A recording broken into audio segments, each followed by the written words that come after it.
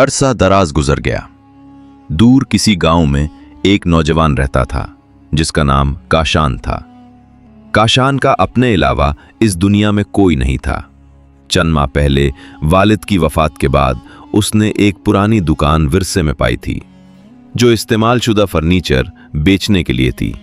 ये दुकान शहर के पुराने इलाके की एक तंग गली में थी। इसी दुकान पर काम करके जो कुछ हासिल होता उससे काशान अपना गुजर बसर चलाता था। पहले चंद हफ्तों में वो खराबशुदा मेज़ों, टूटी हुई कुर्सियों और रंगत उतरे हुए सूफों को अलग अलग करने की कोशिश करता रहा। एक दिन जब वो दुकान के एक कोने में जगह बनाने की कोशिश कर रहा था, उसका हाथ एक बड़ी सी चीज से टकरा गया। ये एक अलमारी थी, मगर ऐसी अलमारी उसने कभी नहीं देखी। बहुत बड़ी, गहरे स्याह रंग की लकड़ी से बनी। उसके पहलू और दरवाजों पर पेचीदा बाहम जुड़े हुए नुकूश थे। तजस्सुस ने उसे अलमारी खोलने पर मजबूर किया। उसने उंगलियां अंदर डाली और खींचा। दरवाजा भारी था, मगर हैरत अंगेज तौर पर आसानी से खुल गया। काशान ने देखा, वो एक कदम पीछे हट गया और उसकी आंखें हैरत से फैल गईं। अंदर एक बगोला था जिसमें वो रंग थे जो उसने जिंदगी में कभी नहीं देखे। चमकते रोशन रंग जो आहिस्ता आहिस्ता बदलते और जादुई नमूने बनाते थे। बगोला खुद रोशनी का मंबा था, नर्म पुरसुकून रोशनी जो आंखों को तकलीफ न दे। उसने गिरदालूद दुकान की तरफ देखा, फिर अलमारी से निकलने वाली जादुई रोशनी की तरफ। ये मौका था, एक ऐसा मौका जिसका उसने ख्वाब भी नहीं देखा था। नामालूम की तलाश का मौका। चंद लम्हों की तजब्जुब के बाद उसने फैसला कर लिया। उसने हिम्मत जमा की, गहरी सांस ली और पहला कदम नामालूम की तरफ बढ़ा। अलमारी के जादुई दहाने को पार करने बढ़ा। जैसे ही काशान ने अलमारी का दहाना अबूर किया तो वो एक हरे भरे टीले पर खड़ा था जो रेशम जैसे नरम घास से ढका हुआ था। उसमें दो सुनहरी सूरज एक साथ तीर रहे थे जो हर तरफ गर्म और जिंदा रोशनी फैला रहे थे।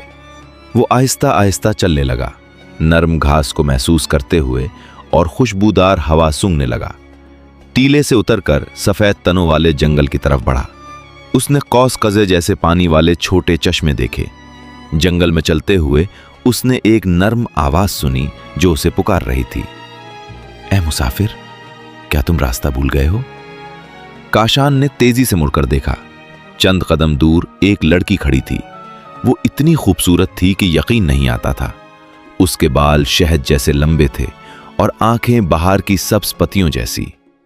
वो पौधों के रेशों से बना सादा सफेद लिबास पहने हुए थी और उसके चेहरे पर गर्म दोस्ताना मुस्कुराहट थी। काशान ने हिकलाते हुए कहा, मैं नहीं जानता कि मैं कहाँ हूं। मैं बहुत दूर से आया हूं। लड़की मुस्कुराई और बोली, तुम ज़हरालिया में हो, नूर और जिंदगी की सरजमीन। खुशामदीद, मेरा नाम लियारा है। हमारा आलम दो सूरजों के नूर और जमीन के जादू पर जिंदा है। यहां सब कुछ हम आहंगी से रहता है। चलो, मैं तुम्हें अपना गांव दिखाती हूं, ये ज्यादा दूर नहीं।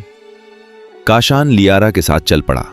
वो उसे अपने आलम के बारे में बताती रही, मगर जब लियारा अपने आलम की खूबसूरती बयान कर रही थी तो काशान ने उसकी आंखों में एक हल्का सा गम देखा।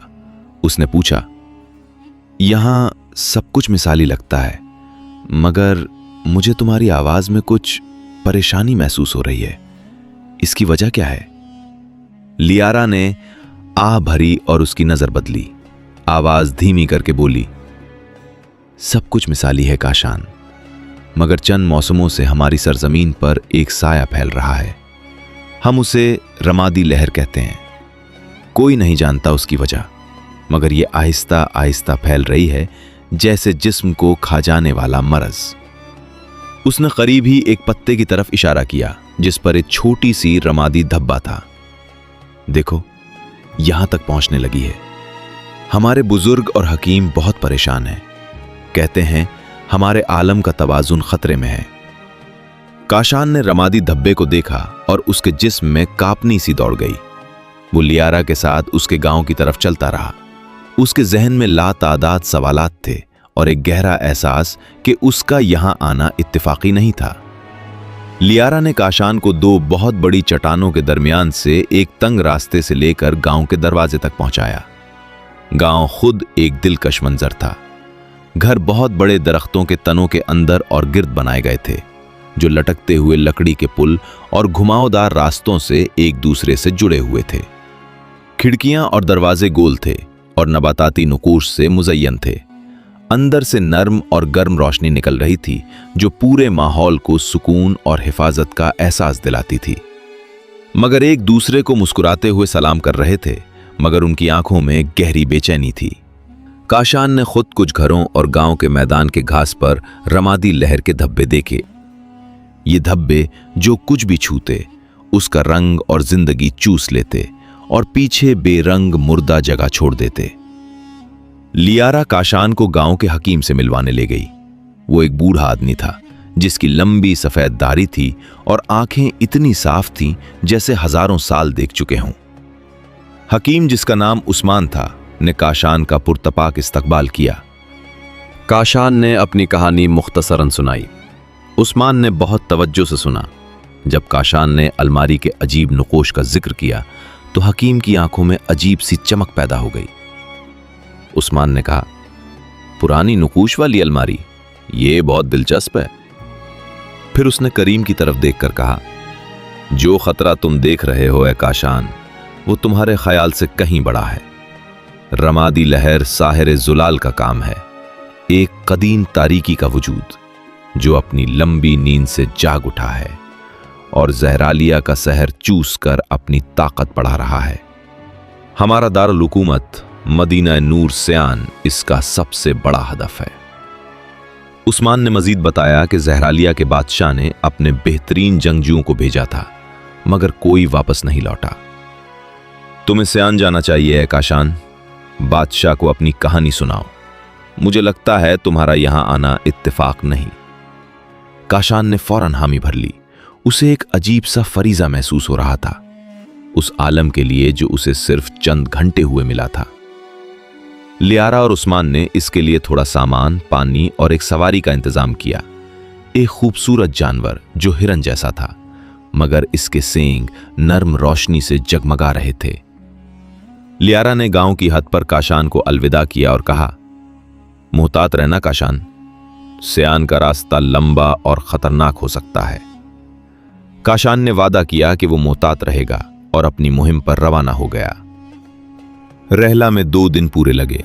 इस दौरान काशान ने खूबसूरत मनाजिर देखे, मगर रमादी लहर के निशानात भी ज्यादा होते जा रहे थे जैसे ही वो शुमाल की तरफ बढ़ा। आखिरकार उफक पर सियान की बुलंद सफेद मीनारें नजर आईं, जो 2 सूरजों की रोशनी में क्रिस्टल की तरह चमक रही थीं। मदीना एक तामीराती मुजज़ा थी, मगर दूर से भी उसकी चमक कुछ मध्यम नजर आ रही थी। शहर के बड़े दरवाजे पर पहुंचकर मुहाफिजों ने उसे रोक लिया। इसके अजीब लिबास ने उनके शुबहात पैदा किए, मगर जब काशान ने कहा कि इसके पास बादशाह के लिए अहम मालूमात हैं, तो वो उसे महल ले गए। काशान को तख्त शाही के हॉल में ले जाया गया, जहां बादशाह थेरोन बैठा था। बादशाह एक बावकार बूढ़ा शख्स था, मगर उसके चेहरे पर थकन साफ नजर आ रही थी।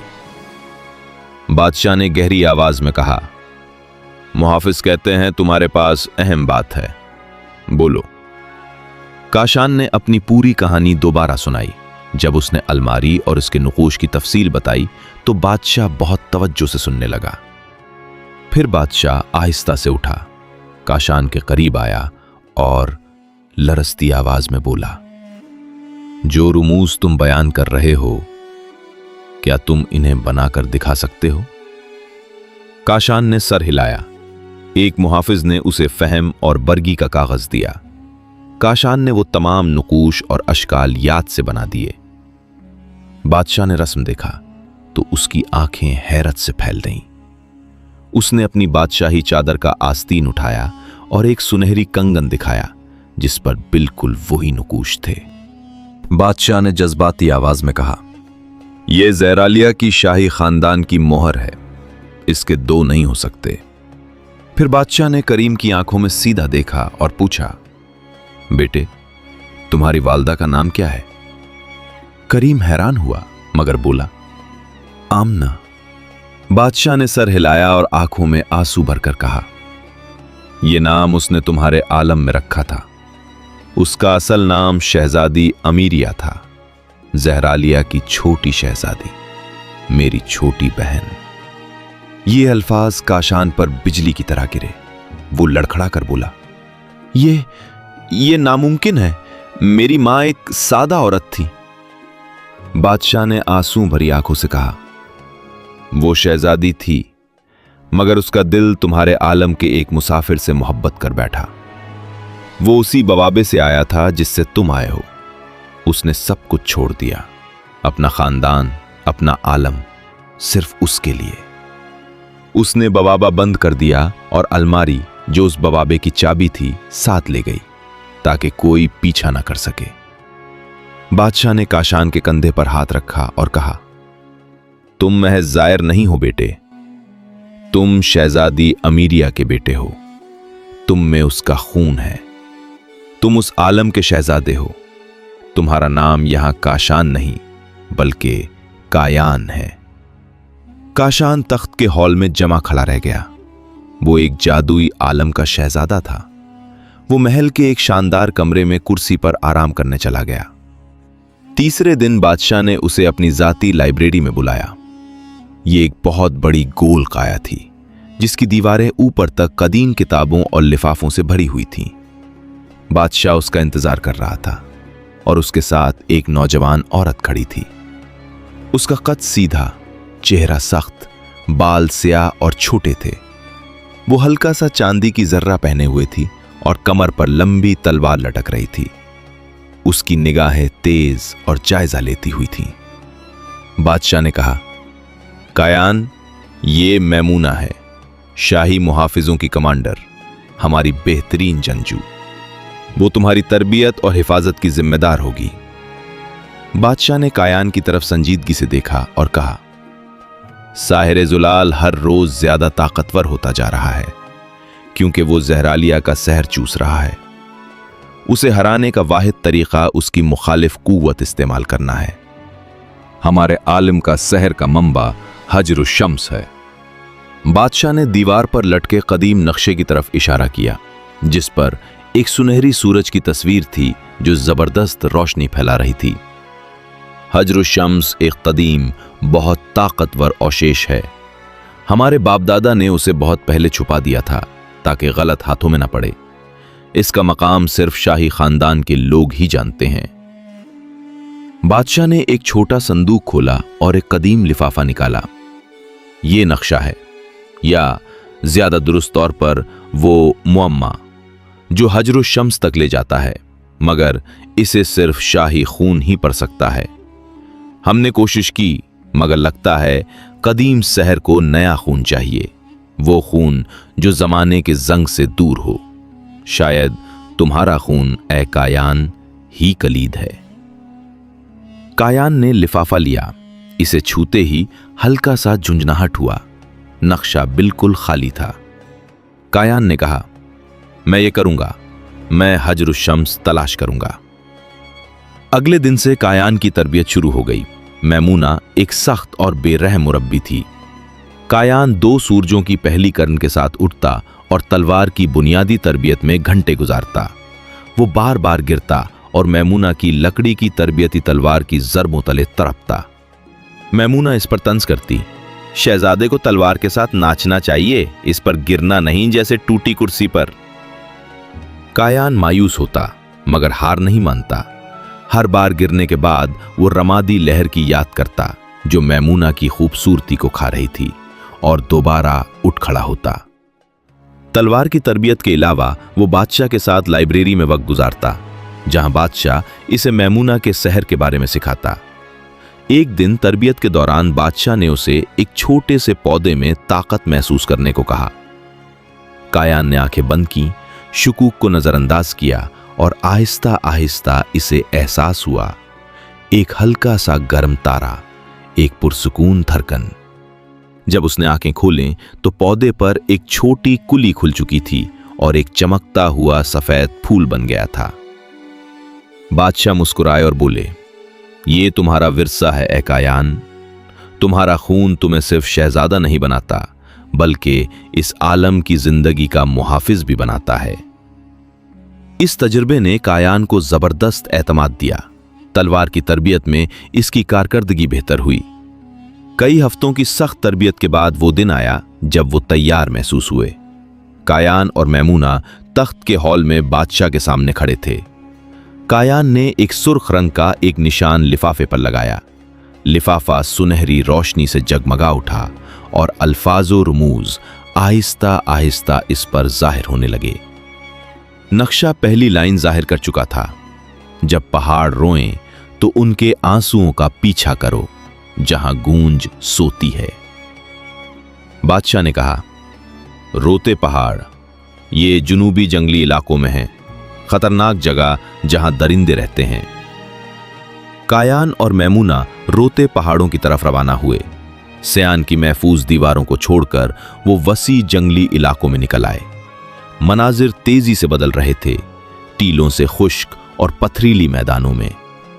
रमादी लहर के धब्बे और ज्यादा बढ़ते जा रहे थे। मैमूना एक माहिर रहनुमा और कमांडर थी। वो हर खुफिया रास्ता, हर खतरे की निशानी जानती थी। उसने कायान को जानवरों के निशान पढ़ना, हवा की आवाज़ों और दरिंदों की आवाज़ों में फ़र्क बताना सिखाया। रातों में वो बारी बारी जागते और तलवार हाथ में रखते। एक रात उन पर साए के कुत्तों के एक झंड ने हमला किया। भेड़ियों जैसे मखलूक जो सियाह धुएं से बने थे और सुर्ख आंखें जल रही थीं। मैमूना ने बहादुरी और महारत से लड़ाई की। कायान ने भी खौफ के बावजूद सब कुछ इस्तेमाल किया जो सीखा था। वो पहली हकीकी आजमाइश थी। लड़ाई के बाद जब बाकी दरिंदे भाग गए तो मैमूना ने उसे हकीकी एहतराम की निगाह से देखा। दिन गुजरते गए तो मैमूना का बर्फीला रवैया पिघलने लगा।